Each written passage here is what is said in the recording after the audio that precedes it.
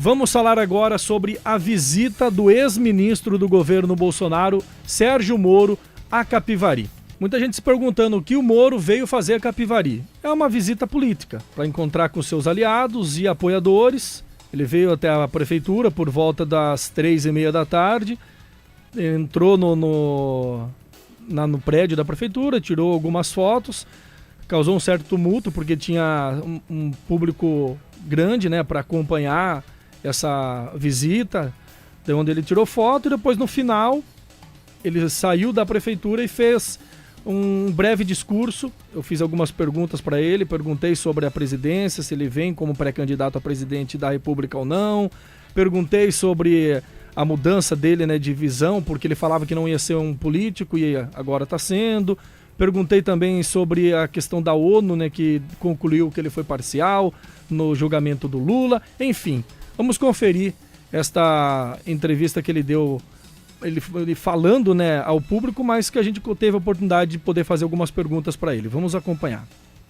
A gente precisa mudar esse país, né? A gente passou por anos difíceis, tivemos a recessão lá de 2014, 2016, muita gente perdeu emprego, muita gente sofreu. Tivemos depois essa pandemia, que foi um desafio para todo mundo. Tenho certeza que o prefeito se saiu bem aqui na região para cuidar desse problema. Hoje nós estamos numa economia que precisa se recuperar.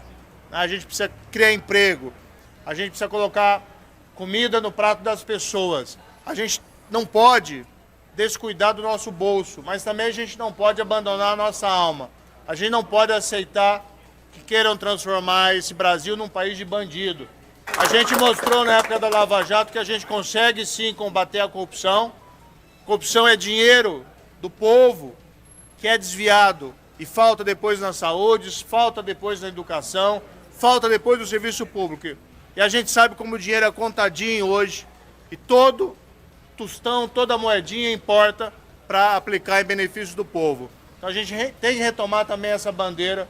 Não é só fazer a economia voltar a crescer, mas a gente tem que voltar a economia a crescer com honestidade, com integridade, tendo condições de olhar na cara das pessoas e dizer que você é honesto e que você não tolera a corrupção. É esse o Brasil que a gente quer construir. Muito obrigado aqui pela hospitalidade. Mas o Moro é pré-candidato à presidência?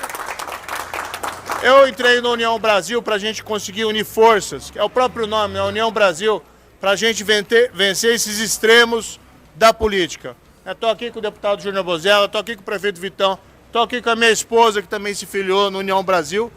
O objetivo aqui é a gente construir um país melhor. Qual é a posição que você vai jogar, se de zagueiro, de atacante, ou meio campo, ou de técnico, é uma coisa que a gente vai ver depois. O pré-candidato hoje do partido é Luciano Bivar, né, que tem todo o apoio do partido, é um grande nome aqui da política, é o presidente do maior partido do Brasil. E nós vamos construir aí uma alternativa que a população brasileira não está satisfeita, nem com Lula, nem com Bolsonaro. O senhor dizia que não ia entrar para a política, não ia ser um político. O que mudou nesse tempo?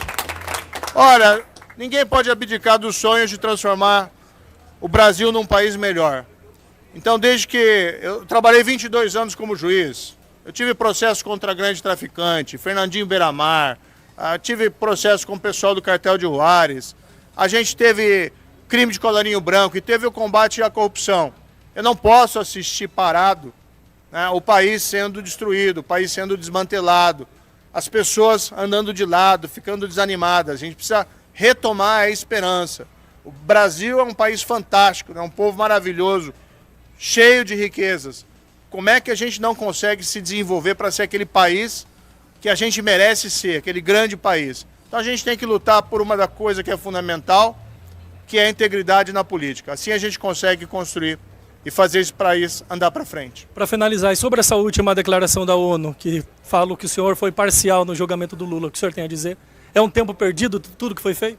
Não, veja, é uma decisão de um comitê da ONU, não é a ONU, é um comitê da ONU que, baseado na decisão do Supremo Tribunal Federal, que anulou as condenações do Lula, da segunda turma, e foi um baita erro judiciário, o comitê da ONU acabou decidindo a mesma coisa, baseado numa decisão errada aqui no Brasil.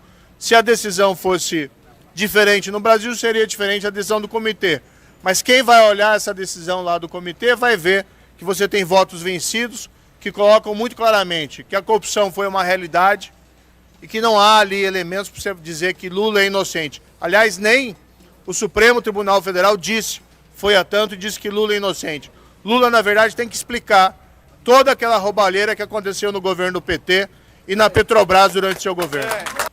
Muito bem. Tá aí Sérgio Moro dando esta pequena entrevista para nossa equipe em frente à Prefeitura Municipal. A gente aproveitou também para dar uma cutucada, perguntar, né? Porque o cara fala que não ia ser político e depois de repente mudou. Até a fala, até o jeito de falar tá diferente, né? Antigamente ele falava, e agora ele tá mais... né? Me parece que ele teve um certo preparo, né, para poder estar entrando aí nessa. E um fato que que chama atenção, até mesmo ele comentou que ele teve processos aí em cima de grandes traficantes, né? Então um lado positivo que a gente vê do Sérgio Moro é o fato dele... ter coragem, né, de sair no Brasilzão aí e encarar, né, a população de uma forma que... Você imagina só um juiz, né? Quantas decisões foram tomadas, enfim, né? Até uma pergunta que eu queria fazer para ele, mas eu acho que eu não ia me dar bem fazendo essa pergunta, porque numa dessas que eu já fiz, os seguranças já queriam me tirar de lá, os seguranças dele. Que a pergunta era o seguinte, se ele se arrepende de ter entrado no governo Bolsonaro, porque ele saiu de herói, ele entrou como herói e saiu como traidor, pelo menos por boa parte dos bolsonaristas, porque ele era o herói do Brasil, assim, herói também pelos bolsonaristas, porque não pela esquerda, porque ele tinha prendido Lula, né?